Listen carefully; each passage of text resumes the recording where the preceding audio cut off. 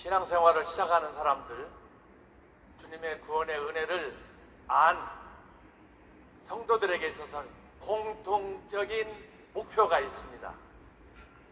신앙생활에 성장을 해서 그리스도의 형상을 닮기까지 어떻게 하면 좀 더 영적으로 깨어서 기도하고 특별히 말씀을 통해서 성장할 수 있을까?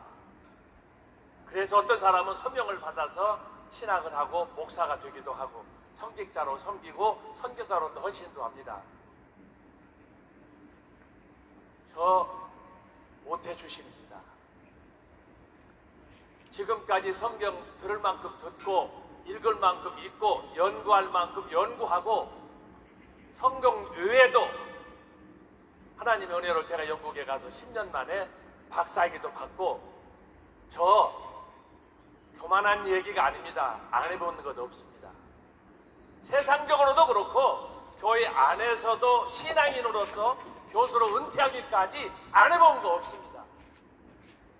그러나 저에게 있어서 지금 현재 마지막 하나를 선택하라! 어떻게 하면 말씀에 대해서 하나님께서 계시의 말씀으로 우리에게 생명의 말씀으로 주시니 말씀을 깊이 있게 하나님의 뜻을 분별하며 알 수 있는가? 소위 영적으로 통달할 수 있는가? 저만의 꿈이겠습니까? 갑자기 점심시간 주시니까 묻지 않아도 우리 모두의 공통의 꿈이라고 저는 믿습니다. 저도 설교하고 강의하고 다 해봤지만 늘 궁금한 게 뭐냐? 말씀에 대한 1%의 부족입니다. 어떻게 하면 그 정상에 올라갈 수 있는가? 그때 절박하게 제가 몸부림을 치던 그때 광화문에서 전광훈 목사님을 만났습니다. 그리고 교회를 방문하여 대화 중에 말씀표라는 책을 선물로 받았습니다. 바로 이것입니다. 이것을 받아들려고 집에 가서 떠들어 봤더니 내용이 목차를 따라서 보니까 한 100여 가지 주제가 있고 페이지를 넘겨보니까 설교 요약처럼 그림도 있고 다양한 것이 있었습니다. 그런데 충격적인 건 뭐냐?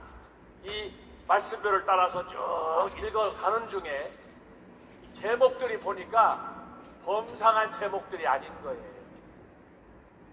이 말씀 속에는 단순히 제목 하나하나가 있지만 창세기부터 계시록까지 기록된 말씀들이 그 주제별로 따라서 압축되어 있는 거예요. 이거 쉬운 일이 아니에요. 적어도 여러분들이 성경 말씀을 듣고 읽고 기도하면서 설교하지만 이 말씀표에 있는 설교는 아무나 할 수 있는 내용이 아니더라. 그래서 제가 엎드러져서 도대체 이 비밀이 뭔가? 목회, 교수, 박사 다 소용없습니다. 말씀에 대해서 하나님의 의미를 제대로 깨닫지 못하면 제가 언젠가도 말씀했지만 천하에 오실 사람입니다. 신학을 해서 하나님 말씀을 가르치고 전도하고 성도들을 양육시켜야 되는데 목사가 하나님 말씀에 대해서 무식하고 모른다면 차라리 죽어야지. 살아서 뭐 하겠습니까? 그래서 제가 겸손히 엎드려서 이 말씀을 붙잡고 도대체 하나님께서 전 목사님에게 주신 이 말씀의 은혜가 뭐냐? 말씀을 붙잡고 파고들었습니다. 그래서 제가 논문을 썼는데 논문을 쓰다 보니까 제 마음속에 여러 가지가 있지만 하나로 압축하면 제가 영국에서 박사학위를 하는 동안에 초대교회 기독교 역사부터 어거스틴부터 루터부터 칼빈부터 존 낙스부터 조금 전에 말씀하셨지만 20세기에 세계 교회를 강타했던 강해 설교의 대표 닥터 마티 도이저스, 존 스타트, 또 짐 패커 등등에 대해서 제가 직접 만나서 연구하고 논문도 쓴 사람이에요. 그런데 어느 누구도 감히 제가 연구한 바에 의하면 정강 목사님이 성경 창세기부터 계시록까지 보았더니 영적 깊이로 통찰력에 또 이전을 제시하는 심지어 예수한국과 자유 통일을 꿈꾸는 이런 거대한 영적 안목으로 성경을 해석한 사람은 없었습니다. 그래서 제가 이 말씀을 연구하다가 저는 원래 강의실에서 강의하던 교수예요. 아스팔트로 나가는 사람이 아니에요. 저를 직접 보세요.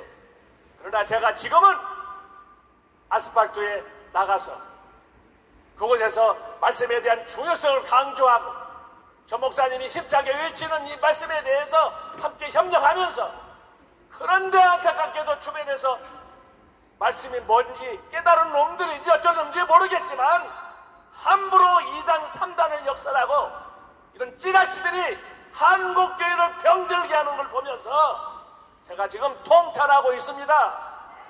적어도 전 목사님을 비판하려면 2단 가지고 설왕설래 할 바에는 이럭둥저럭 할 바에는 말씀표라도 읽어보고 말씀에 대해서 뭔가 좀 내놓고 떠들어야 될 줄로 믿습니다. 마지막입니다. 저는 종신대 신대원에서 역사신학을 강의하다 은퇴했지만 제가 감히 드릴 말씀은 은퇴한 이후에 제가 전광 목사님을 만나서 말씀에 대해서 한 단계 더 깊이 들어갈 수 있는 이 은혜를 주신 것, 여기에 대해서 감사하고 있고, 또 하나는 저는 나라 사랑이 뭔지 잘 몰랐습니다. 애국이 뭔지 잘 몰랐습니다. 여러분 어떻습니까? 3.1절 8.15 설교 많이 하시죠? 그게 애국입니까? 문재인 지난 5년 동안의 나라가 어떻게 됐습니까? 저도 처음에는 몰랐습니다.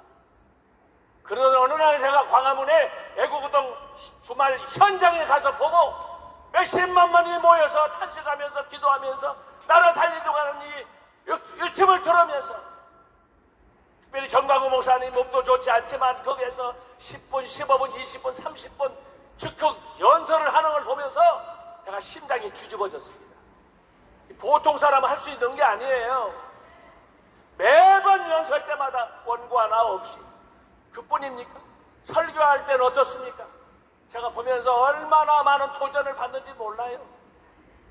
그러나 중요한 것은, 제가 여기까지 온 것은 애국운동에 대해서 내 심장에 불을 지르고 말씀에 대해서 내 영혼을 깨우쳐주고, 이것이 향후 한국교회를 살리는 광화문 시대를 제가 영국에 10년 있었지만 세계 역사에 이런 운동은 일찍이 없었습니다. 지금도 현장에서 진행되고 있습니다. 여러분 기도 많이 해주시고, 어쨌든 전 목사님을 통해서 하나님이 오늘 이 시대에 한국의 선지자로 저는 세웠다고 믿습니다. 귀 있는 자는 들을지어다. 깨닫는 사람은 광화문으로 나와서 특별히 10월 9일에 있을 애국운동 집회에 한국을 새롭게 변화시키는 여러분들이 겨자씨가 되시기를, 미랄이 되기를 주님의 이름으로 축원합니다.